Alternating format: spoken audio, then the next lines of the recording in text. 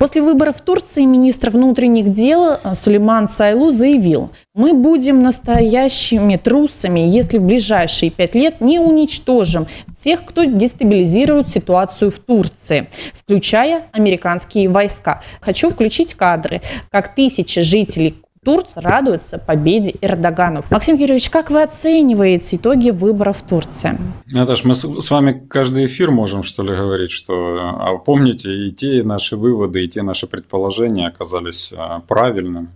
Мы с вами в одном из эфиров сказали о том, что президентом Турции будет Реджеп Таyyip Эрдоган. Турки проголосуют за этого человека. И вот так и случилось. Он победил, а проамериканская оппозиция проиграла. Хотя нужно обратить внимание, что цифры эта самая оппозиция набрала немалые.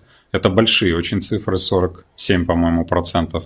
То, что оппозиция взяла так много, говорит о серьезных минусах в управлении страной. Думаю, что команда Эрдогана знает и понимает, что нужно делать для того, чтобы решить ситуацию. Мы с вами тоже уже говорили о том, что там и новые сегодня разрабатываются месторождения природных ресурсов, и создается газовый хаб, и открывается атомная электростанция с помощью русских специалистов. В целом экономика страны экспортно ориентированная, это очень здорово, то есть они много продают. Ну, в общем, я понимаю, что огромный минус для него, если так можно назвать, сделало вот то страшное землетрясение, и многие его обвинили в том, что произошло, скажем так, с домами и так далее.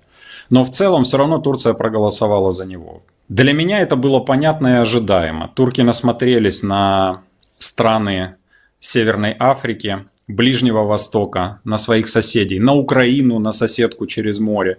Они увидели, что происходит с странами, какой гаплык им приходит, когда туда лезут заокеанские добрые дяденьки и тетеньки с отравленными печенюшками. И турки, я думаю, решили, что не-не-не, мы такого не хотим. Вы там себе хотите, вешайте эти флаги со звездами и с полосками, а мы не хотим.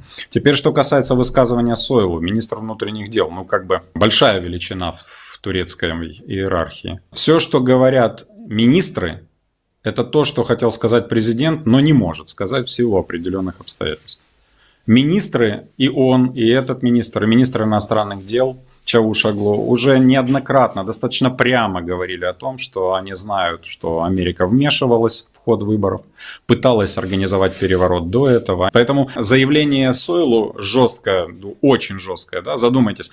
Министр внутренних дел государства, члена НАТО, говорит о том, что они должны разобраться, расправиться с теми, кто был против Турции, в том числе с американскими войсками. С 70-х годов в Турции стоит крупный американский контингент. Тогда, когда еще была холодная война, очень важно было для НАТО разместить своих солдат, ракеты на турецкой территории, чтобы как бы охватить тот Советский Союз в клещи. Вот с тех пор контингент и стоит. И сегодня об этом контингенте, в общем-то, говорит министр внутренних дел. Я думаю, что это переводится, что скоро не будет там американского контингента. Они за эти годы, с момента попытки переворота с 2016 года, вычистили максимально Турцию от агентуры влияния, от всех этих неправительственных организаций, соросовских, USAID-шных и прочих. Разобрались с экстремизмом максимально.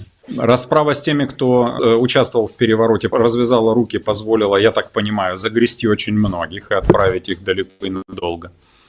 Поэтому в этом смысле они достаточно вычистили турецкое политическое поле. Хотя, опять же, вот хочу обратить внимание, когда кто-то будет пытаться обвинять Эрдогана в каких-то там замашках авторитарных, имейте в виду, Стамбул, мэр Стамбула, оппозиционер. Мэр Анталии, еще одного крупнейшего города, оппозиционер. И они открыто поддерживали оппозицию, были против действующего президента. Живы, здоровы, работают и так далее. То есть, на мой взгляд, действительно, турецкий президент показал достаточно солидный уровень демократических выборов. Он не увильнул от них, он не отменил их, он не придумал ничего. Он бросился в бой и в 2 турах победил. Мне кажется, что в ближайшее время НАТО претерпит очень серьезные изменения.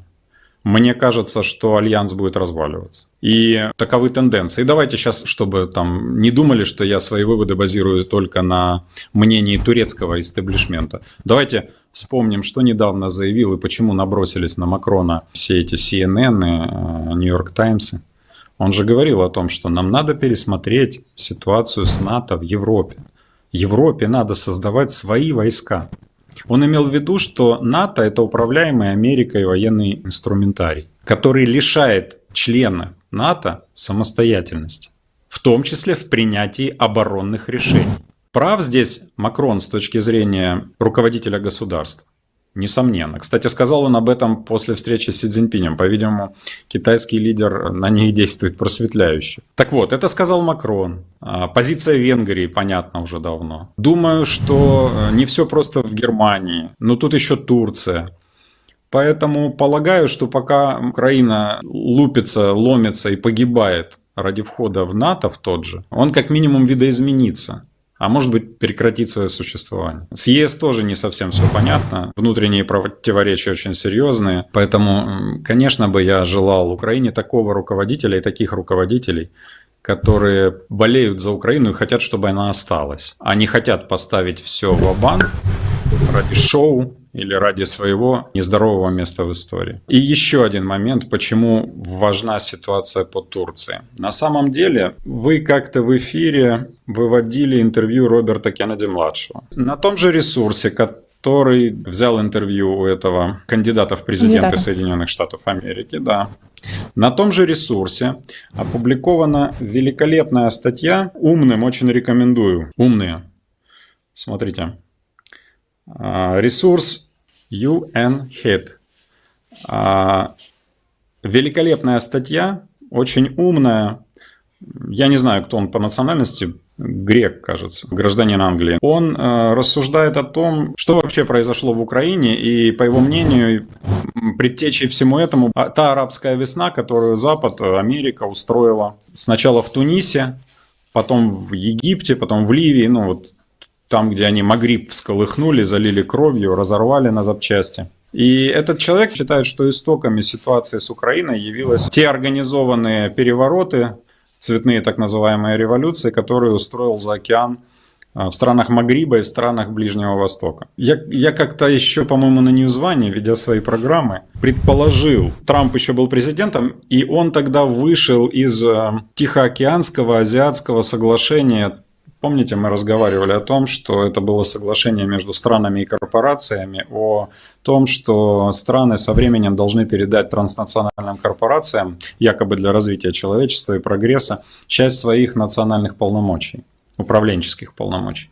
Трамп вышел из этой фишки, и я тогда еще предположил, что у Трампа будут серьезные проблемы, но потому что он выступил против этих самых ТНК. И у Трампа, кстати, были эти проблемы, и вспомните, кто ему эти проблемы устроил. Именно транснациональные корпорации, собственники средств массовой информации, ну и так далее. Собственники, по сути, Демократической партии США. Так вот, мы сегодня с вами наблюдаем борьбу не просто между странами. США давно уже это как форма одежды или форма для борьбы.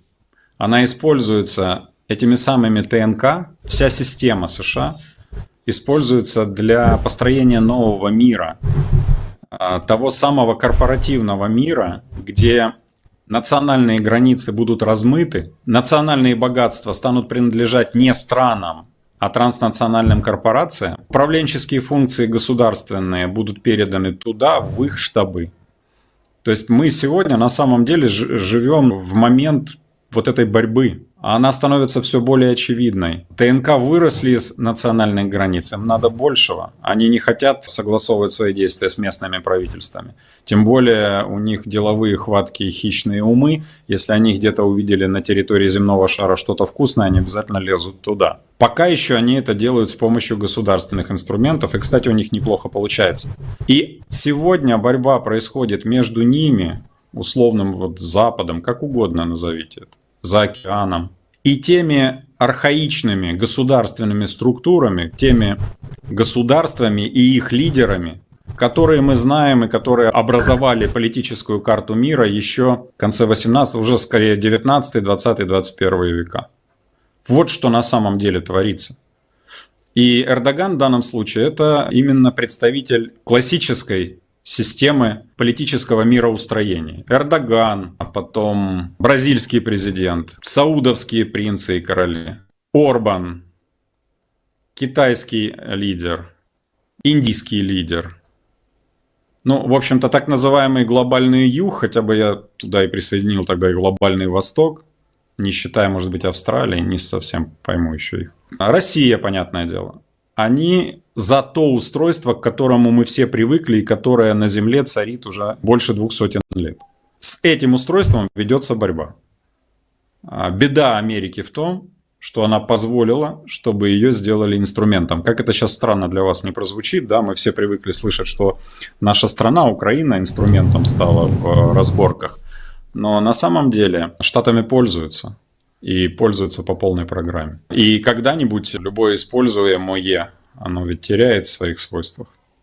Вот так вроде бы незначительная тема, ну уже вернее состоявшаяся тема, да, избрания турецкого президента. Но смотрите, как ее можно показать и объяснить. Вот что происходит на самом деле. И именно, кстати говоря, эти все лидеры, обратите внимание, они держатся один другого.